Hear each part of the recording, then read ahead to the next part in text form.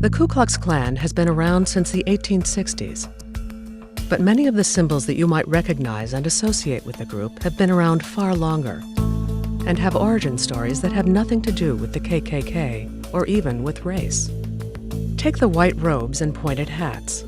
Klan members started wearing them to intimidate others and to help obscure members' identities. But in ancient times, the pointed hat was worn to denote shame, often in public.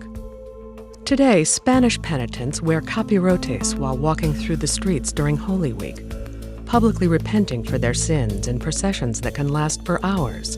Masks hide sinners' identities, and pointed hoods are meant to reach them closer to heaven. The Spanish tradition has been practiced since the 1400s. The similar-looking garb worn by KKK members is entirely unrelated, though Klansmen could have looked at the Spanish penitents for inspiration. The burning cross is another symbol widely associated with the Ku Klux Klan, though it only entered into Klan tradition in 1915. 400 years before that, Scottish Klansmen, that's Klan with a C, used fiery crosses as calls to arms. Messengers would carry a small charred or burning cross from town to unite the clans for war. Fiery crosses were famously used in Scotland ahead of the Jacobite Rising in 1745, and even in Canada during the War of 1812. Thomas Dixon illustrated the fiery cross in his novel The Klansman, and the practice was then exaggerated in the film Birth of a Nation. Only after that did it become a regular part of Klan ritual, and through that did it become a larger symbol of hate and intimidation.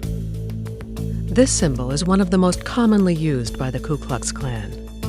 But to many people around the globe, the circle cross, or Celtic cross, stands for something unrelated to hate. It was also a common symbol in the Bronze Age around 1500 BC, when it may have represented a god, or the sun, or a wheel. In astronomy, the symbol is used to represent the Earth. The circle cross symbol appears to have been part of the Klan organization since its 1865 inception, and the Klan further modified it in the 19-teens to form a new symbol, the blood drop cross.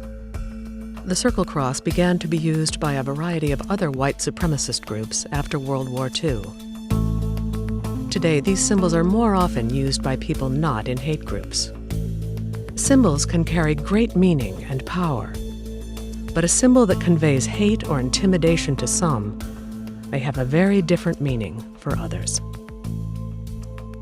Watch the film and discover more on Facebook, Twitter, YouTube, and on pbs.org/American Experience.